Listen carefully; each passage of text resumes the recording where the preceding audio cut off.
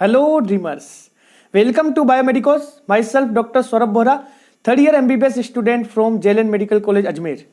देखिए आज मैं आपको बताने वाला हूँ आपकी एक सबसे बड़ी प्रॉब्लम, जो ये है कि आप स्टेट के सेकंड राउंड में, जो कि राजस्थान की काउंसलिंग चल रही है, 4 दिन हो चुके हैं राजस्थान की काउंसलिंग को। ज़्यादातर कैंडिडेट इस चीज़ को लेकर डाउटफुल है कि क्या अब वो स्टेट के सेकंड राउंड में कॉलेज लेने के बाद ऑल इंडिया कोटा के मोपअप में पार्टिसिपेट कर सकते हैं। क्या उन्हें ऑल इंडिया कोटा के मोपअप में चॉइस फिलिंग करने का मौका मिलेगा? क्या वो ऑल इंडिया कोटा में मोपअप में अगर उन्हें कोई कॉलेज मिलती है तो वो कॉलेज ले सकते हैं क्या राउंड 2 की सीट को छोड़ने के बाद? इस चीज के बारे में मैं आज डिटेल बात करने वाला हूं, क्योंकि बहुत सारे कमेंट सेक्शन में भी, पर्सनली व्हाट्सएप पे भी जो मुझे मैसेज आ रहे हैं, इसमें इस चीज के बारे में बहुत ज्यादा कैंडिडेट्स पूछ रहे हैं। ठीक है, तो देखो मैं आपको बताता हूं। देखो ऑफिशियली कहीं पे भी इसके बारे में क्लियरली नहीं लिखा हुआ। आप कोई नोटिफिकेशन चेक कर लीजिए, चाहे कोई सा भी काउंसलिंग रूल चेक कर लीजिए, एमसीसी का चेक कर लीजिए, चाहे आप स्टेट की काउंसलिंग का चेक कर लीजिए, राजस्थान की काउंसलिंग का चेक कर लीजिए, कहीं पे भी क्लियरली ये चीज मेंशन नहीं है कि आप स्टेट के सेकंड राउंड में पार्टिसिपेट करने के बाद वहां की सीट छोड़ के ऑल इंडिया कोटा के मोपअप में पार्टिसिपेट कर सकते हैं या नहीं। तो फिर अब आपको क्या करना चाहिए? तो देखिए, जैसा कि ऑल इंडिया कोटा में मोपअप राउंड हो रहा है, ये पहली बार इसी साल हो रहा है। इससे पहले ये होता ही नहीं था, स्टे वैकेंसी होती थी। तो स्टे वैकेंसी में ज़्यादातर वही बच्चे जाते थे जिन्हें स्टेट के सेकंड राउंड से भी कुछ नहीं मिला होता था, या ऑल इंडिया कोटा के सेकंड राउंड से भी कुछ नहीं मिलता था। लेकिन इस बार ऑल इंडिया कोटा में मोपअप राउंड हो रहा है, अच्छी खासी सीटें आई हैं। सीट मैट्रिक्स भी ऑल इंडिया कोटा के मोपअप राउंड का साइड पे आ चुका है 1-2 दिन पहले। उसमें लगभग हर एक स्टेट में, हर एक गवर्नमेंट मेडिकल कॉलेजों में अच्छी खासी सीटें बची है। लगभग 1850 के समथिंग सीटें हैं गवर्नमेंट। ठीक है, तो अब देखिए बहुत सारे कैंडिडेट्स इस चीज को लेके परेशान है कि वो ऑल इंडिया कोटा के मोपअप में चले जाएं, अपने राजस्थान के सेकंड राउंड में सीट छोड़ दें। वो कैंडिडेट भी ये चाह रहे हैं जो पहले से ऑल इंडिया कोटा के सेकंड राउंड से जो सीट मिली थी उसे तो उन्होंने पहले ही छोड़ दिया था, स्टेट के सेकंड राउंड में आ गए, 2 दिन जो शुरू के थे उन्होंने काउंसलिंग करवा दी, वहां से सीट ले ली। अब यहाँ की जो डेट है राजस्थान की काउंसलिंग की, जो आप फाइनल आपका डीडी और जो आप बॉन्ड है वो जमा करवा सकते हो, वो 21 मार्च है, और मोपअप भी लगभग पैरेलल चल रहा है ऑल इंडिया कोटा का। तो ये आपका डाउट है। तो देखिए ये डाउट आपका कैसे सोल्व होगा। सबसे पहली बात तो ये है कि रूल आपका यही कहता है कि अगर आपको ऑल इंडिया कोटा के मोपअप में जाना है, मोपअप में कोई सीट लेनी है, तो आपके हाथ में डॉक्यूमेंट होने चाहिए। अब आपके हाथ में डॉक्यूमेंट होने चाहिए, तो आपके हाथ में डॉक्यूमेंट कब हो सकते हैं? जब आपको किसी भी राउंड से कोई कॉलेज, आपको ऑल इंडिया के फर्स्ट राउंड से कुछ नहीं मिला, ऑल इंडिया कोटा के सेकंड राउंड से कुछ नहीं मिला, स्टेट के फर्स्ट राउंड से कुछ नहीं मिला, स्टेट के सेकंड राउंड से कुछ नहीं मिला, अब आप मोपअप में एलिजिबल हो। ठीक है, दूसरा, आप मोपअप में कब जा सकते हो? अगर सपोज कीजिए आपको स्टेट 1 से कुछ नहीं मिला, आप स्टेट के सेकंड राउंड की काउंसलिंग करवाने चले गए और आपको एक सीट मिल चुकी है। अब वो सीट मिलने के बाद अभी तक आपने उसका डीडी बॉन्ड नहीं जमा करवाया। अब आप सोच रहे हैं कि अब मोपअप में चांस हो सकता है, मोपअप में अच्छा कॉलेज मिल जाए हमें, तो आपको उस सीट को रिजाइन करना पड़ेगा। और रिजिग्नेशन का जो मैंने बताया था वो यही था कि आप अपनी मेरिट पॉइंट पे अपनी सीट को रिजाइन कर सकते हो, उसके बाद रिजाइन करने का आपके पास कोई ऑप्शन नहीं था। कई बच्चे ये सोच रहे हैं कि नहीं, स्टेट 1 में सीट मिली हुई है, अब वो अपग्रेड करवाने स्टेट के सेकंड राउंड में जा ही नहीं रहे, और वो सोच रहे हैं कि अब हम मोपअप में जा सकते हैं क्या? तो देखिए, आप किसी भी कंडीशन में अगर आपके हाथ में डॉक्यूमेंट नहीं है ना, तो आप मोपअप में नहीं जा सकते। और राजस्थान की सीट को रिजाइन करने का आपको सिर्फ एक ही मौका दिया गया था, आपके खुद के मेरिट पॉइंट पे जो ऑफलाइन काउंसलिंग हो रही है उसमें। चाहे आप राउंड 2 की सीट को छोड़ दो और आपको राउंड 1 में कोई सीट मिली हुई है उससे भी छोड़ना चाहते हो, तो भी आपको मेरिट पॉइंट पे छोड़नी पड़ेगी। इसके अलावा राजस्थान में काउंसलिंग में अगर आपको कोई भी कॉलेज मिली हुई है तो उसको रिजाइन करने के लिए और कोई भी ऑप्शन अवेलेबल नहीं है। समझ गए मेरी बात को?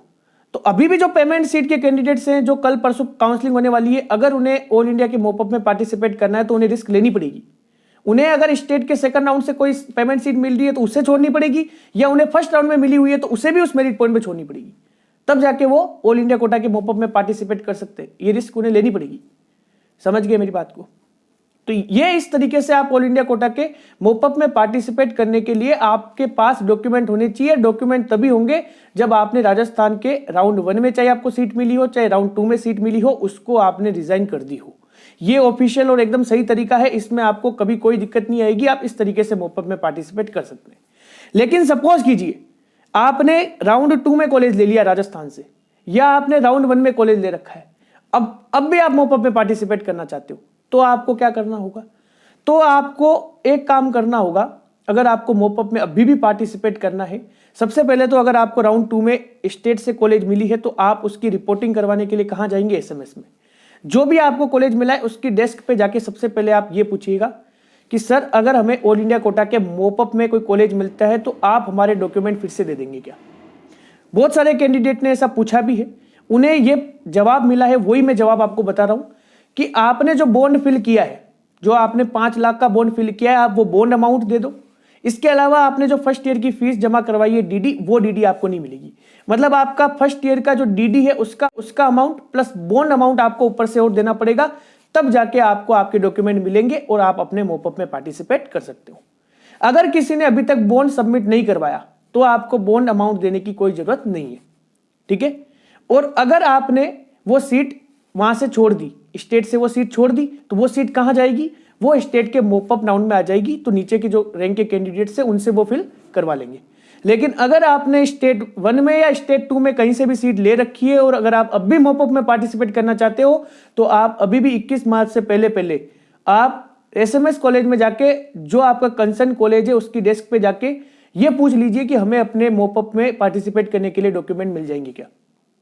और वो ज्यादातर यही कहने वाले हैं, ज्यादातर चांस यही है, क्योंकि बहुत सारे कैंडिडेट ने पूछा है तो यही बोला है उन्होंने कि आप सबसे पहले तो हमें प्रूफ दिखाइएगा कि आपको ऑल इंडिया कोटा के मोपअप से कॉलेज मिल चुकी है, आप वहां जाना चाहते हैं। दूसरी बात, आपने बॉन्ड भरा है तो वो बॉन्ड अमाउंट दे दीजिएगा और फीस जो है आपकी, वो जो आपने डीडी जमा करवाया वो भी आपको नहीं मिलेगा। तो हम आपके डॉक्यूमेंट दे देंगे, अपनी सीट को हम अपने स्टेट के मोपअप से भर लेंगे और आप ऑल इंडिया कोटा के मोपअप में जा सकते हो। समझ गए मेरी बात को। अब आपको क्या करना है, आपको सबसे पहली बात तो यही करना है कि आपको पहले माइंड सेट एकदम क्लियर रखना है। अगर आपने स्टेट के सेकंड राउंड में कोई सीट ले ली या फर्स्ट राउंड में जो सीट ले रखी है तो उस पर ही आप टिके रहिए। आप ऑल इंडिया कोटा में मोपअप में जाने की रिस्क मत लीजिए, ठीक है। और अगर फिर भी आपको रिस्क लेनी है और आप चाहते हैं कि आप ऑल इंडिया कोटा के मोपअप में भी पार्टिसिपेट करें तो ऑल इंडिया कोटा के मोपअप का रजिस्ट्रेशन चल रहा है, आप रजिस्ट्रेशन करवा दीजिए। अगर आपको पहले से राउंड 2 में ऑल इंडिया कोटा से कोई कॉलेज मिला है तो फ्रेश रजिस्ट्रेशन करवाइए। और अगर वहां से कोई कॉलेज नहीं मिला तो आप डायरेक्टली फ्रेश चॉइस फिलिंग कर सकते हैं। चॉइस फिलिंग कर दीजिए और रजिस्ट्रेशन कर दीजिए, ठीक है। जितने भी पर्टिकुलर अमाउंट 10,000 का रजिस्ट्रेशन है वो आप कर दीजिए, ठीक है। अब क्या होगा, आपने फिल कर दिया, आपको जो चॉइस जहां आप जा सकते हैं वो कॉलेज फिल कीजिए। उसका प्रोविजनल रिजल्ट आ जाएगा लगभग 18-19 तारीख तक, तो आपको पता लग जाएगा कि आपको लगभग कौन सी कॉलेज वहां से मिल सकती है। अगर आपको वहां अच्छी कॉलेज मिल जाती है तो आप पहले स्टेट से भी अभी जो काउंसलिंग हो रही है उससे कॉलेज ले लीजिए।